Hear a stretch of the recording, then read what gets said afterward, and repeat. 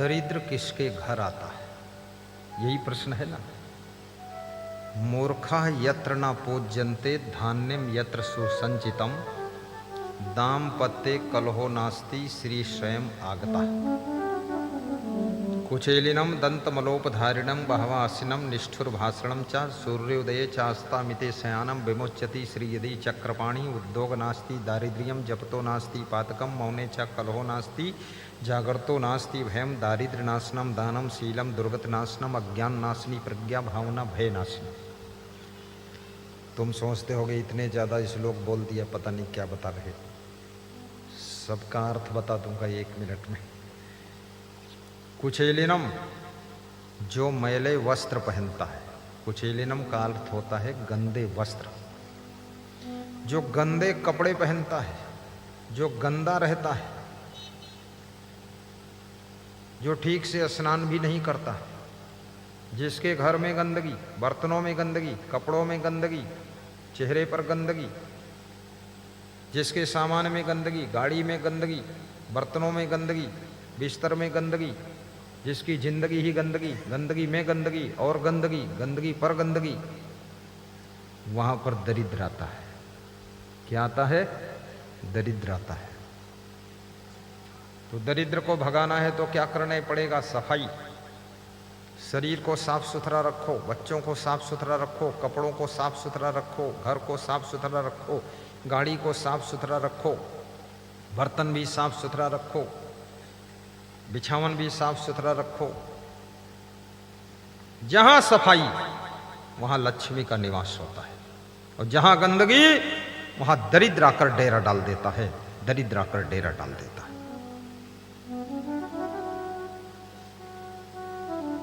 और गंदगी को दूर करना है तो जीवन में बंदगी को प्रवेश करना पड़ेगा। बंदगी जहां रहेगी वहां गंदगी नहीं रहेगी, और बंदगी नहीं होगी तो गंदगी जरूर होगी। और बंदगी का अर्थ होता है भक्ति। आपके घर में भक्ति प्रवेश कर जाए, सब गंदगी निकल कर बाहर आ जाएगी। नशा व्यसन की गंदगी भी छोड़ो, फैशन की गंदगी छोड़ो, टेंशन की गंदगी छोड़ो, व्यसन की गंदगी छोड़ो। बाहर की सफाई भी होनी चाहिए, भीतर की सफाई होनी चाहिए, शरीर भी साफ होना चाहिए, तन साफ, लेकिन मन साफ भी होना चाहिए। मन में गंदगी ना हो, काम क्रोध लोभ मोह की गंदगी ना हो, मन भी निर्मल हो। कबीर मन निर्मल भया जैसे गंगा नीर, पाछे पाछे हर फिरे कहत कबीर कबीर। निर्मल मन जन सो मोहि, भावा मोहि कपट छल छिद्र न पावा। राम कहते हैं जिसका मन निर्मल है वही मुझको अच्छा लगता है, ये छल कपट छिद्र करने वाले मुझको नहीं पसंद आते हैं। कबीर मन निर्मल भया जैसे गंगा नीर, पाछे पाछे हरि फिरे कहत कबीर कबीर। कुचेलिनम दंतमलोपधारिणम। और फिर नीतिकार कहता है जिनके दांत पर मैल लगा रहता है, जो दांत मंजन नहीं करते हैं, दातून नहीं करते हैं, दांत साफ नहीं करते हैं, दांतों पर गोबर लगाए रहते हैं। कितने लोग हंसते हैं तो उनका मुंह खुलता है तो दांत दिखते हैं तो ऐसा लगता है भैंस का गोबर लगा। इतनी गंदगी लगा रखी है, दांत साफ ही नहीं करते। ना मालूम कितना पान पुड़िया तमाकू सब खा रखा है। एक सज्जन मुझसे मिलने आए तो मुंह ऊपर करके बात करते थे, उड़ो उड़ो। तो मैंने कहा सामने मुंह करो। बोले अरे मुंह में सब भरा है, पान तमाकू पुड़िया, पिचकारी छूटेगी तुम्हारे ऊपर गिरेगा, इसलिए ऊपर कर रहा हूं। तो हमने कहा ऊपर क्या होगा? बोले ऊपर गिरेगा तो मेरे ऊपर ही रहेगा, इतना माल है ये मेरे ऊपर ही रहना चाहिए। ये पान पुड़िया तमाकू खाना बंद कर दीजिए। दांत भी साफ सुथरे हो, मोती जैसे चमकते हो, दूध जैसे चमकते हो। मंद मंद मुस्कनियां तेरी, जब मुस्कुराओ तो ऐसा लगना चाहिए कि क्या सुंदर दांत है। कितने लोग शर्म के कारण मुस्कुराता नहीं है क्योंकि दांत इतने गंदे हैं, बिल्कुल गटर की गंदगी लगा रखी है। तो जब हंसता है तो मुंह में रूमाल लगा लेता है कि कोई देख ना पाए, नहीं तो ये कौन मैल देखेगा। कुचेलिनम दंतमलोपधारिणम। वो माता जी बहुत खुश है, आज वो सदावर्ती आई है कि नहीं? यही है। अरे रंग साड़ी वाड़ी बदल दिया, सब कपड़ा, हाँ अलग जैसी लग रही है सदावर्ती। उसकी किताब मैंने कल पढ़ा, नाना महाराज जी की पावन गाथा। आप भी एक एक किताब वहाँ से ले लेना, बिना किताब 2-2 लेकर के जाओ, अपने घर में रखो गाथा। वो गाथा पढ़ोगे तो तुम्हारी जीवन गाथा भी सुधर जाएगी। बहुत अच्छी किताब है, उसमें सब इतिहास लिखा हुआ है। कुछ मराठी भाषा में है, फोटो सब हिंदी में ही। नहीं पढ़ पाओगे, समझ नहीं पाओगे तो कम से कम फोटो देख करके शांति मिल जाएगी, क्योंकि चित्र से भी चरित्र सुधर जाता है। चरित्रवान के चित्र का दर्शन करने से आपके चरित्र में भी बदलाव आ जाता है। चरित्रवान का चित्र, महान पुरुषों का चित्र, संत पुरुषों का चित्र, भगवान का चित्र अपने घर में लगाना चाहिए, मंदिर में लगाना चाहिए, कमरे में लगाना चाहिए, क्योंकि वो चित्र कागज पर भले बना हुआ है पर आपके चरित्र को बदलने की ताकत रखता है। इसलिए चरित्रवान के चित्र का दर्शन करना चाहिए। बहुत अच्छा है। कुचीलिनम दंत बलोपधारणम बहवासनम। और दूसरा कारण क्या होता दरिद्र आने का? जो बहुत भोजन खाता है, खाने बैठ गया तो एक बाल्टी दाल पीता है। ऐसा खा रहा है, खिलाने वाले परोसने वाले भी सोच रहे हैं अरे ये तो खाता है ऐसा, और जैसे खाता है भैंसा। पूरा बाल्टी भर भर के दाल पीता है, 20 बाटी उसी में तोड़ ताड़ के डाल के घोर घार के खिचड़ी बन। ऐसा नहीं खाना है, कम खाना है। अधिक खाने वाले को भी लक्ष्मी छोड़ देती है, दरिद्र आकर उसके घर में डेरा डाल देता है। कभी भोजन अधिक मत खाना, भोजन बिगाड़ना मत। भोजन बिगाड़ने वाले के घर में भी दरिद्र आ जाता है। अन्न का कण और लिया गया प्रण ये साधारण नहीं होता है। लिया गया प्रण निभाइए, अन्न के कण को सुरक्षित रखिए।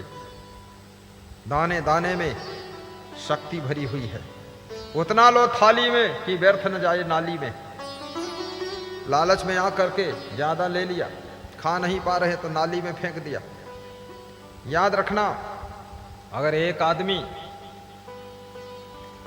आधी कटोरी चावल फेंकता है और 10,000 आदमी खा रहे हैं तो 5,000 कटोरी चावल फेंका गया है। और एक आदमी अगर 2 कटोरी चावल खाता है तो 2,500 लोगों के खाना को फेंक दिया गया है। ये खाना फेंकने वालों को श्राप लग जाता है, उनके घर में दरिद्र आकर के निवास करता है, लक्ष्मी रूठ कर चली जाती है। इसलिए अन्न को फेंकना नहीं चाहिए। बोलिए सदगुरु भगवान की जय, दुखभंजन सरकार की जय।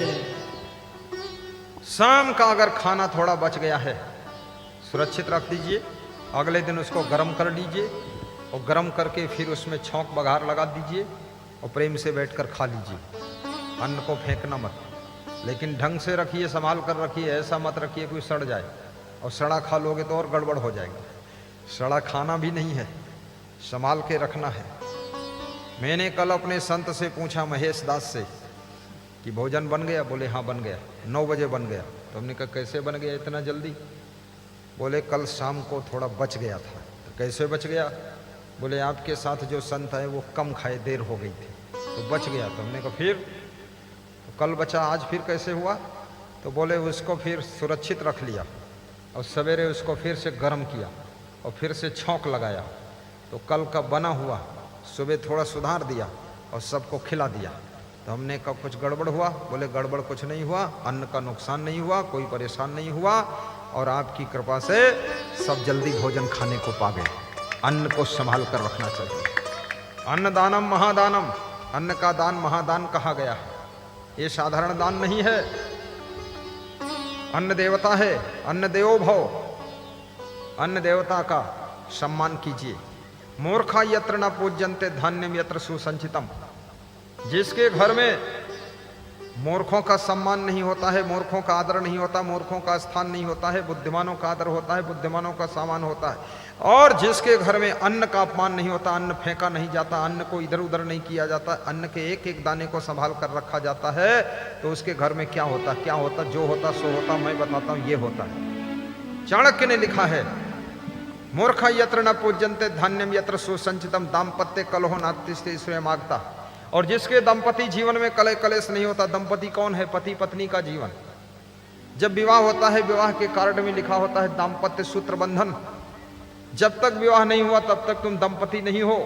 और विवाह हो गया तो पति पत्नी का मिलन दंपति कहलाता है, दंपति जीवन। जिसके दाम्पत्य जीवन में अर्थात पति पत्नी के बीच में लड़ाई नहीं होती, झगड़ा नहीं होता, कलेश नहीं होता, मारपीट नहीं होता, गाली गलौज नहीं होता, अर्थात दोनों प्रेम से रहते हैं, स्नेह से रहते हैं, एक दूसरे का दर्द समझते हैं, ऐसे घर में श्री स्वयं आता, लक्ष्मी स्वयं आकर के निवास करती है, वहां कभी दरिद्र नहीं आता। बोलिए सदगुरु भगवान की जय। भक्ति दाता भोजन नहीं जो गुरुदेव कोई गम को की खाए, जय। अमरीश गम खाई या दुर्वासा बिललाए।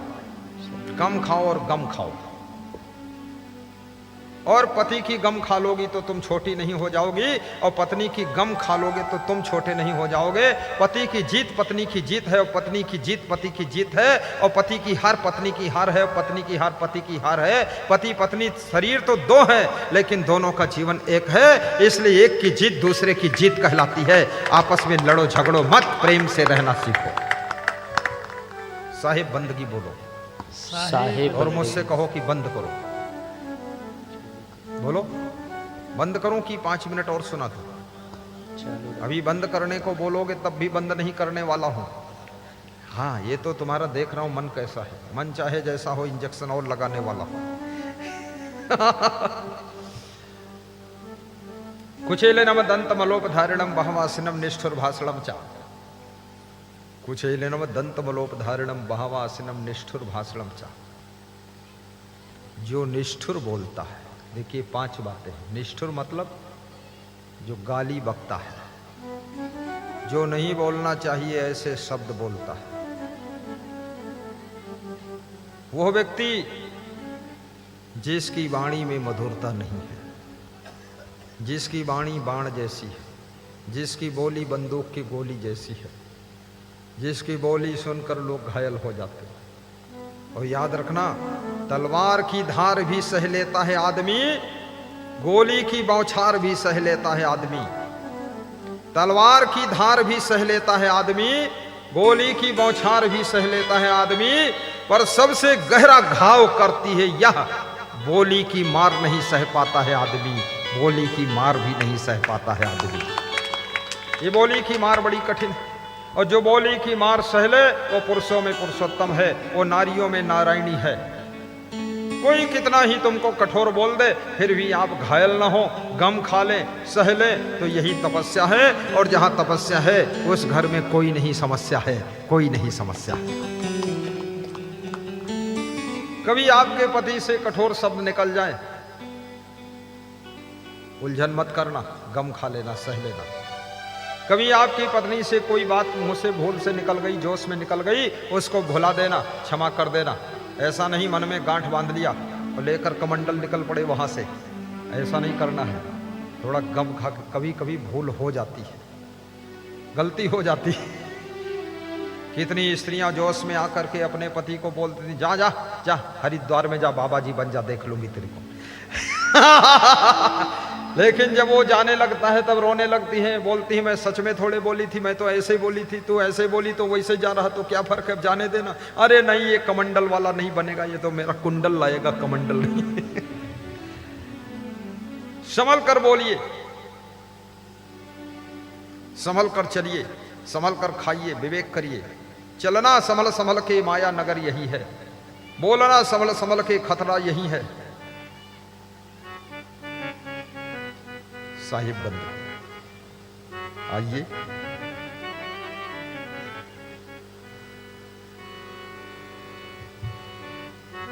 निष्ठुर भाषणम चा सूर्योदये चास्तामिते शयानम विमोच्यति श्री यदि चक्रपाणी। विष्णु भगवान क्यों न हो, जो सूर्यास्त के समय सोता है वो कभी स्वस्थ नहीं रहता है। सूर्यास्त के समय वातावरण सोने वालों को बीमार कर देता है, इसलिए सूर्य अस्त हो रहा उस समय मत सोइए। जो सूर्योदय के समय सोता है उसके मुखमंडल की सुंदरता खत्म हो जाती है। उसका चेहरा ऐसे होगा जैसे रीछ भालू बंदर, वो कभी नहीं रहेगा सुंदर, वो बन जाएगा रीछ भालू बंदर और दमादम मस्त कलंदर, और बनने चला था सुंदर और बन गया वो बंदर। सवेरे जो सूर्य उदय होता है, लाल रंग की किरणें निकलती हैं, वह किरणें जिसके मुखमंडल पर पड़ती हैं, वो आभा उसका मुखमंडल बहुत सुंदर हो जाता है। इसलिए तंदुरुस्ती और सेहत चाहने वालों सुनो, तंदुरुस्ती और सेहत। वाह, माइक की आवाज अच्छी है कि नहीं? बोलते क्यों नहीं हो? अच्छी है? इधर बोलो, उधर बोलो, पीछे वाले बोलो, अरे मत बोलो, सब ठीक है। देखिए, माइक साउंड सिस्टम मेरे साथ आया है, ये कुर्सियां भी साथ में आई है।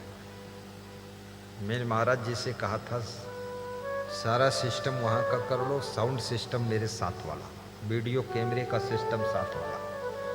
बोले आने दो।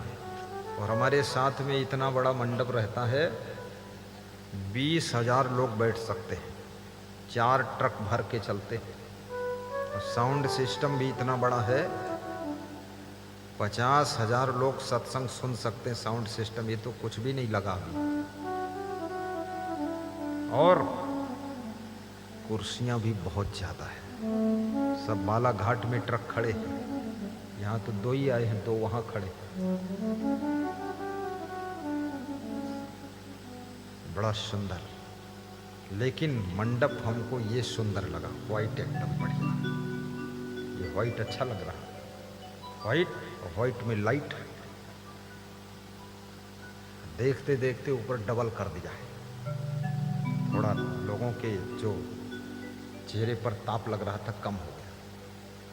और मंडप मालिक को कहूँगा कल तक यहाँ डबल के बजाय तिबल कर दो, और उधर पूरे डबल कर दो। तो हाँ, आज बस हम हटेंगे कि डबल शुरू हो जाए। मेरे ऊपर तो तिबल कर दो, क्योंकि मैं बहुत कोमल हूँ। गुरु और फूल और बहू, ये 3 बहुत कोमल होते हैं। कौन कौन? गुरु, बहू और फूल। फूल को ज्यादा दबा दोगे मसल जाएगा, और बहू को ज्यादा जोर से बोल दोगे क्या होगी? रोने लग जाएगी। और गुरु को ज्यादा धूप लग जाएगी, गुरु भी सिकुड़ जाएगा। हाँ, ये तुम्हारा गुरु बहुत कोमल है, बिल्कुल डिब्बे में रहता, पैकिंग में, बहुत अजीबो गरीब गुरु है। ये तो बिल्कुल स्पेशल माल है। ये स्पेशल गुरु।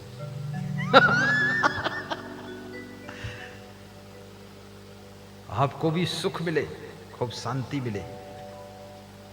सूर्योदय चाहता मिते सयानो, तंदुरुस्ती और सेहत चाहने वालों सुनो।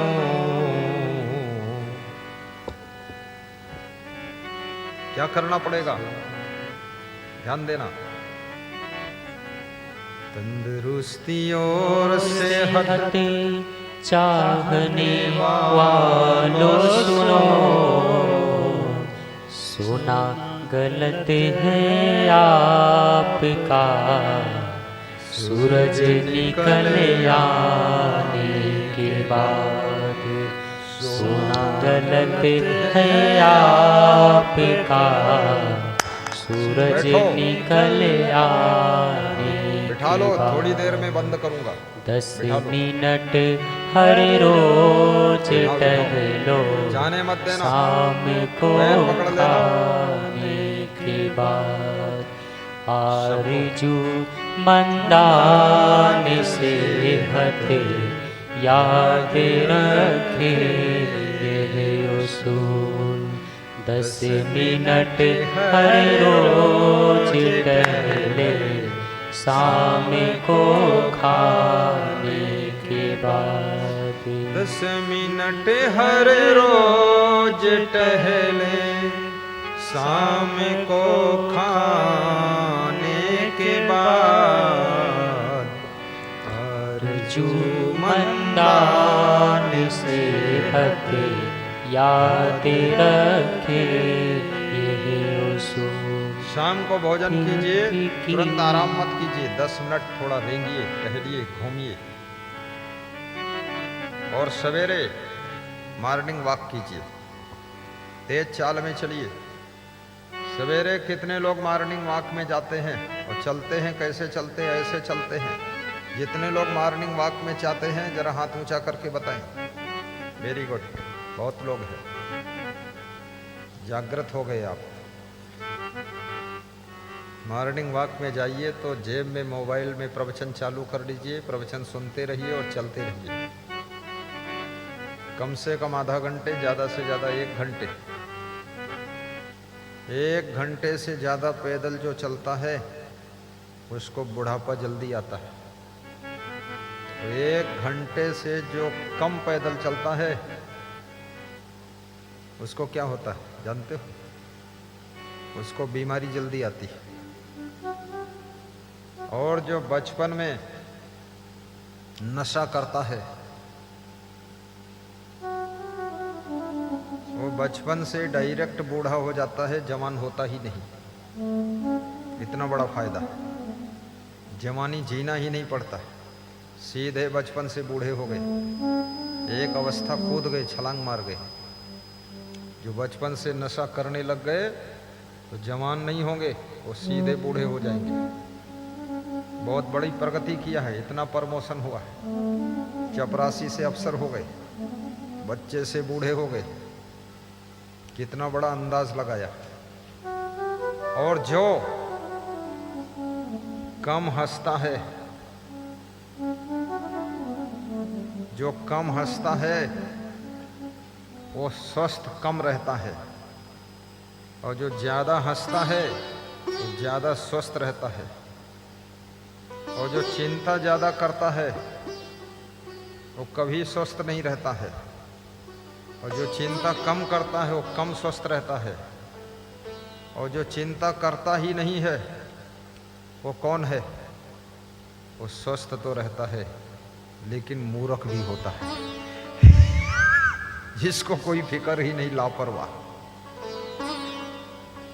जहां बैठ गया वहीं सो रहा। नाक बजे चाहे गला बजे चाहे मुंह बजे। कितने लोग सोते हैं तो उनके पड़ोस तुम सो नहीं सकते हो, ऐसा नाक बजाते हैं, गला बजाते हैं, लगता है बैंड बाजा बजा रहे हैं। कितने लोग तो सोते हैं तो ऐसा लगता है ट्रैक्टर स्टार्ट किया है।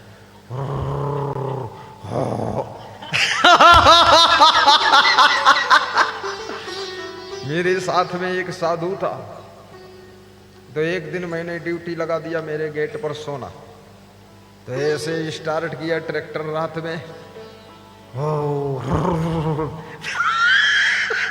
अरे उसके ट्रैक्टर की आवाज सुन करके मेरी नींद टूट गई। मैंने दरवाजा खोला, हमने कहा कौन ट्रैक्टर चला रहा?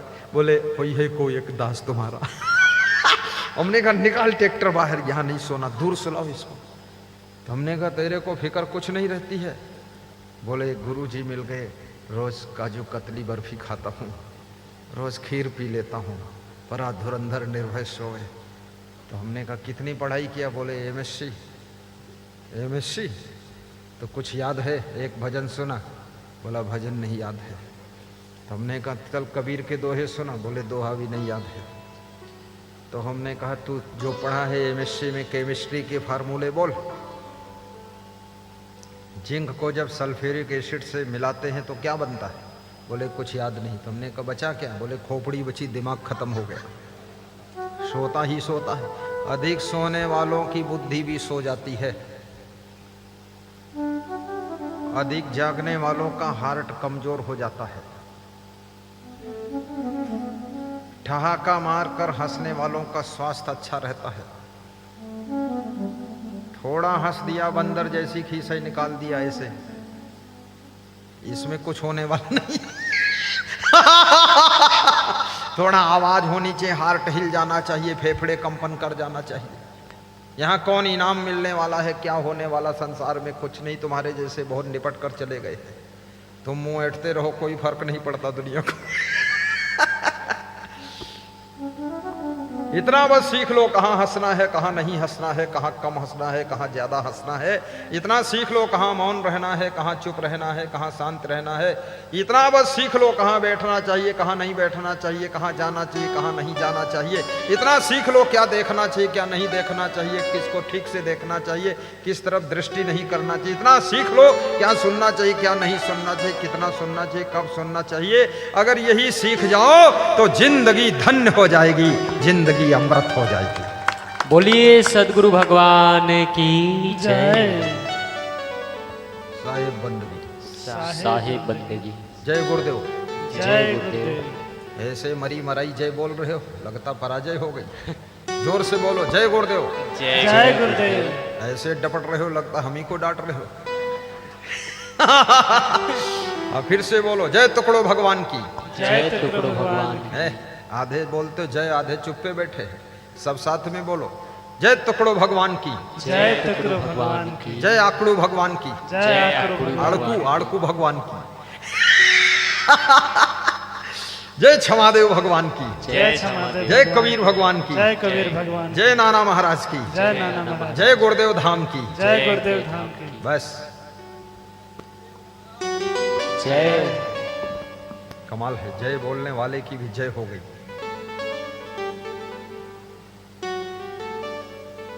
क्या सुना रहा था मैं? ये सुना रहा था, जो सुना रहा था, जो सुनाऊं सब उसी में सेट हो जाता है। नदी जो है एक तरफ थोड़े बहती है, इधर उधर चली जाती है। तो मेरा सत्संग नदी है, नहर नहीं है। पाइपलाइन थोड़े उसी में पानी बंद कर जा रहा है।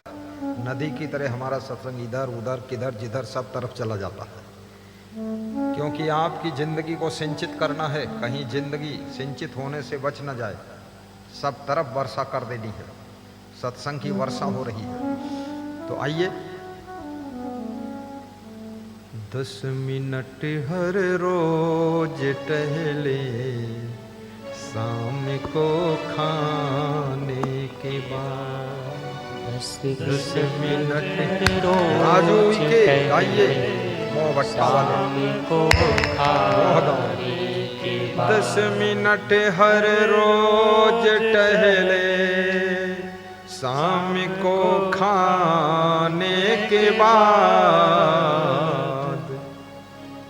मुस्कुरा कर चल दिए हो, कुछ हमसे फरमाने के बाद मुस्कुरा कर चल दिए हो, कुछ हमसे फरमाने के बाद।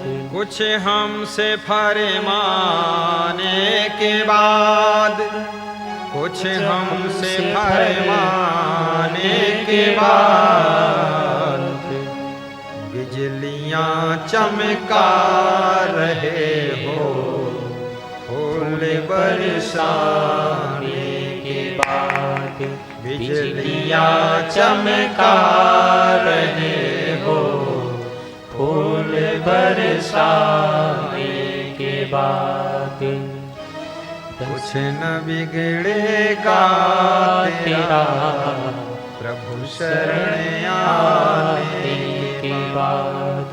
हर खुशी मिल जाएगी, चरणों में झुक जाने के बाद हर खुशी मिल जाएगी, चरणों में झुक जाने के बाद।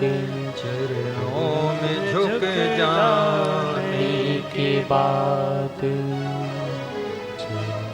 बोलिए सद्गुरु भगवान की जय। कुचेलिनमदन्तमलोकधारिणं बहवासनं निष्ठुरभाषणं च सूर्योदये चास्तामिते शयानं विमुच्यति श्री यदि चक्रपाणि। दरिद्र कहाँ आता है? जहाँ ये 5 बातें होती हैं। कौन कौन?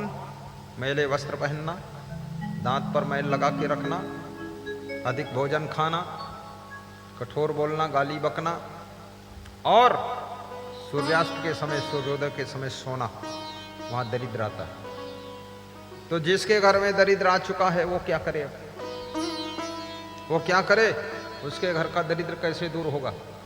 दारिद्र्य नाशनम दानम शीलम दुर्गत नाशनम, अज्ञान नाशनी प्रज्ञा भावना भय नाशनी। जहां पर मेरा आश्रम है लखीमपुर खीरी, लखीमपुर खीरी शहर के एक भक्त हैं, वे कह रहे थे बहुत दुख देखा हूं, बहुत गरीबी देखा हूं, बहुत दरिद्र देखा हूं। तुमने कहा अब? बोले बहुत सुख देखा हूं, बहुत संपत्ति देखा हूं, बहुत धन देखा हूं, बहुत सब दौलत देख लिया। कैसे? तो उन्होंने बताया जब से सत्संग सुनना शुरू किया, जब से भक्ति शुरू किया, जब से दान शुरू किया, जब से सेवा शुरू किया, जब से गुरु को मानना शुरू कर दिया, दुख दूर हो गया, दरिद्र दूर हो गया, कंगाली दूर हो गई, पीड़ा दूर हो गई, सब भरपूर हो गया। तो हमने कहा क्या सेवा किया? बोले अड़ोस पड़ोस में जितने रहते हैं उनकी भी सेवा कर देते, जिनको कोई परेशानी हो उनको भी। और क्या किया? बोले और मन में संकल्प लिया था लखीमपुर में सत्संग कराऊंगा, वो करा दिया। और क्या किया? बोले और आपके आश्रम में 25 लाख का टाइल लगा दिया, सत्संग हाल में 25 लाख का टाइल। और क्या किया? बोले एक गौदान कर दिया। और क्या किया? बोले गुरु का रूम जो बना उसमें एसी लगा दिया और उसमें फ्रिज रख दिया, पर्दे लगा दिए, बिछौना सब बिछा दिया। और क्या करना चाहते हो? बोले और इरादा है अभी। क्या इरादा है? बोले जिंदगी जब तक रहेगी सेवा करते ही रहेंगे। बोले तुमने कहा इस सेवा से फायदा क्या हुआ? बोले एक मकान रहने के लिए ठीक नहीं था, अब 3 मकान बन गए, 3-3 मंजिल के, मेन रोड पर दुकान बन गई, पैसा बरसने लगा, कुछ भी कमी नहीं है। चाणक्य ने भी इस बात को लिखा है कि दारिद्र्य नाशनम दानम, दान करने से दरिद्र का नाश होता है। क्या होता है? दान करने से दरिद्र का नाश होता है। दारिद्र्य नाशनम दानम शीलम दुर्गत नाशनम, अज्ञान नाशनी प्रज्ञा भावना भय नाशनी। विवेक से भय का नाश होता है, सद्भावना से भय का नाश होता है, और शीलवान बनने से दुर्गति नहीं होती है, और दान करने से दरिद्र नहीं आता है। इसलिए दान करना चाहिए। दानी बन करके जियो, नादानी करके मत जियो। हे प्रभु हमें निर्भमानी बना दो, दारिद्र हर लो दानी बना दो, आनंदमय विज्ञानी बना दो, मैं हूं पथ की आशा लगाए। हे नाथ ऐसी दया हो मुझ पर, जीवन निरर्थक जाने न पाए। हे प्रभु हमें निर्भिमानी बना दो, दारिद्र हर लो दानी बना दो, आनंदमय विज्ञानी बना दो, मैं हूँ पथ के आशा लगाए। हे नाथ अब तो ऐसी दया हो, जीवन निरर्थक जाने न पाए। हे नाथ अब तो ऐसी दया हो, जीवन निरर्थक जाने न पाए। जीवन निरर्थक जाने न पाए।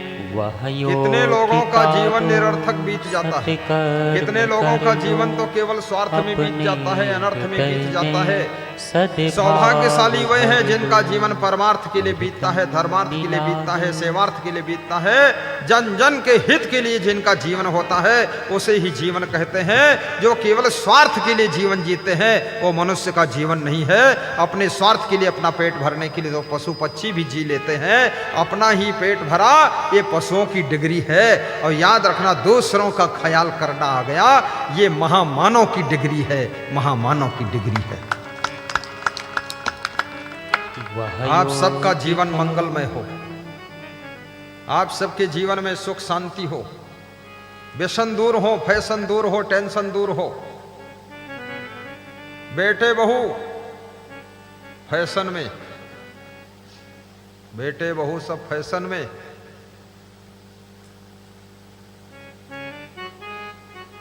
और बाप डूबा है व्यसन में, और दादाजी डूब गए टेंशन में। याद रखना, फैशन से केवल शरीर को सजा सकते हो,